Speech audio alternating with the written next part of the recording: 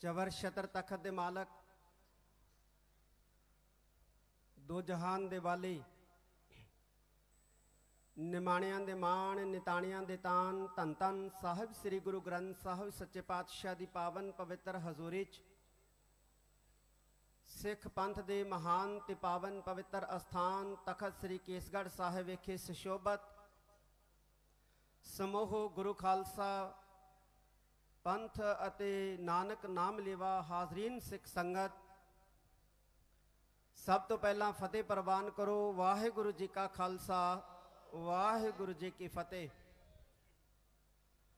बड़ियां सत्कारत हस्तियां होले महल्ले दे इस समागम दे विच शमूलीयत कर रही ने। मैं सब तो पहला विश्व भर दे विच बैठे समूह गुरु खालसा पंथ नूं, समूह नानक नाम लेवा सिख संगत नूं इस मान मते सिखां दे पर्व होले महल्ले दी वधाई देना। सिख धर्म दे विच धर्म ते राजनीति दा सुमेल है और ये गल असीं सारे ही जानते हैं। जिथे मीरी है उत्थे पीरी है, जिथे देग है उत्थे तेग है, जिथे संत है उत्थे सिपाही है। और ये गल भी सारे ही असीं प्रवान करते हैं, मनते हैं, चाहुंदे हैं कि राजनीति जिहड़ी है ये धर्म ते हावी नहीं होनी चाहिए, बल्कि धर्म जिहड़ा है वो राजनीति ते हावी होना चाहिए। इस गल विच कोई शक नहीं साध संगत जी। राजनीति का जिथे धर्म दे नाल संबंध है उत्थे अर्थचारे नाल भी संबंध है। राजनीति नूं अर्थचारा प्रभावित करता है और अर्थचारे नूं राजनीति प्रभावित करती है। जदों राजनीति साडे अर्थचारे ते भारू हो जाती है उदों भी समाज का नुकसान हुंदा है। राजनीति का समाज नाल बहुत गहरा रिश्ता है।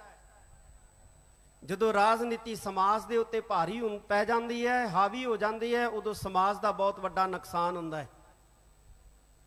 अज असीं देखते ही हाँ एजुकेशनिस्ट ने, साडे विद्वान ने, जिहड़े विद्या के माहर ने, जां साडा जिहड़ा एजुकेशन सिस्टम है, जदों इहदे ते राजनीति हावी हो जाती है समाज का नुकसान करती है। लेकिन जदों साडी विद्या प्रणाली राजनीति ते हावी हुंदी है समाज का भला हुंदा है।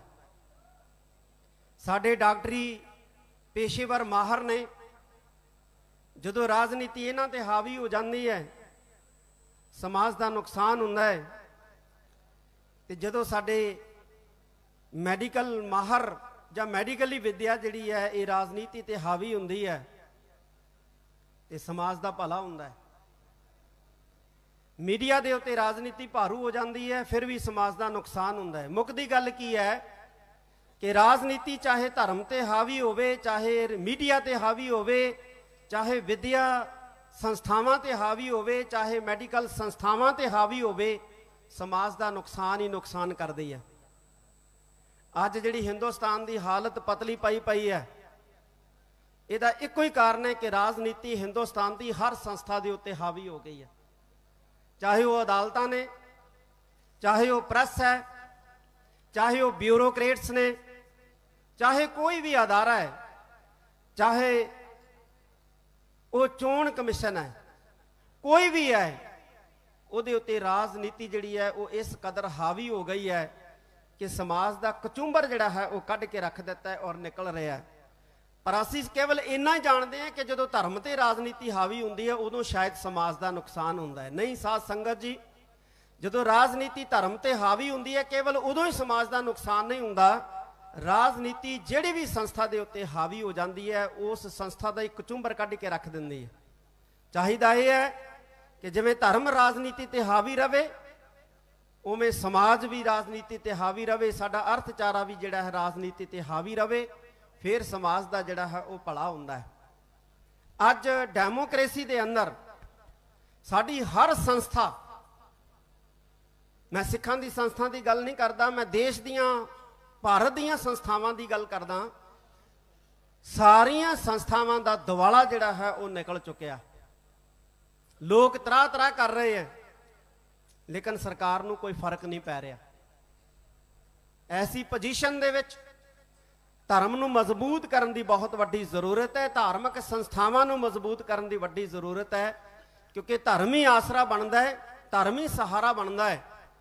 जो हुकूमत जाबर जुल्म करने वाली बन जाए तो फिर हुकूमत के जुल्म का मुकाबला, जबर का मुकाबला धर्म के सहत किया जा सकता है।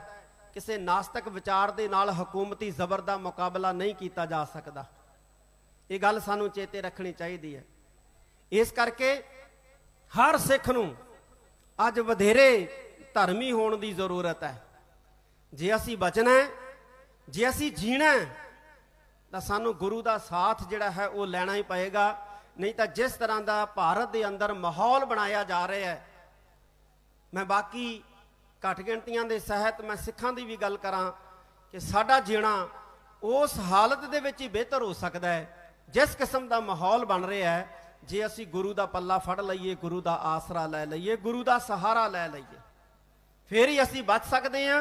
जे असी गुरु तो दूर हो गए, गुरु तो टुट गए, तो हिंदुस्तान के अंदर सिस्टम ऐसा बन रहा है कि साडी होंद जिहड़ी है ये खतरे दे विच पैण जा रही है।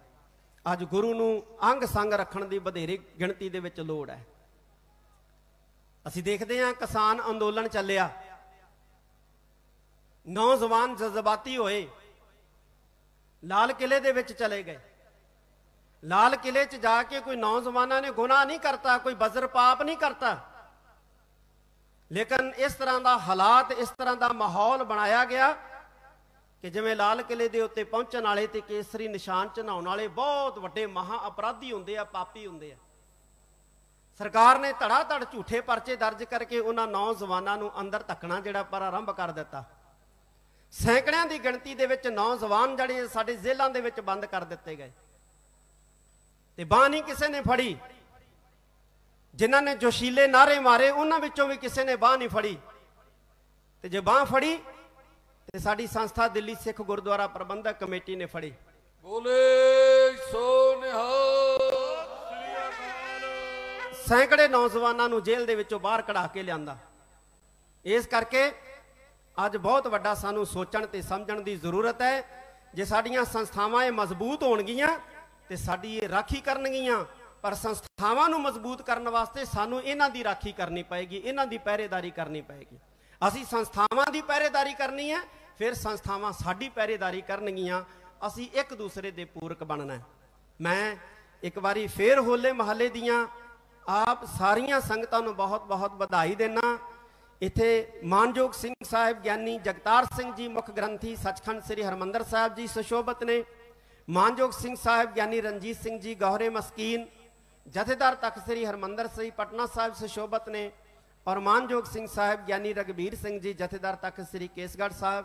मैं सारी संगत सहित इन्हां सत्कारत शख्सियतां दा बहुत बहुत धन्नवाद करदा।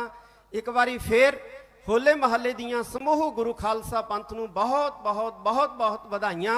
वाहिगुरु जी का खालसा, वाहिगुरु जी की फतेह। बहुत बहुत धन्नवाद सिंह साहब जी का।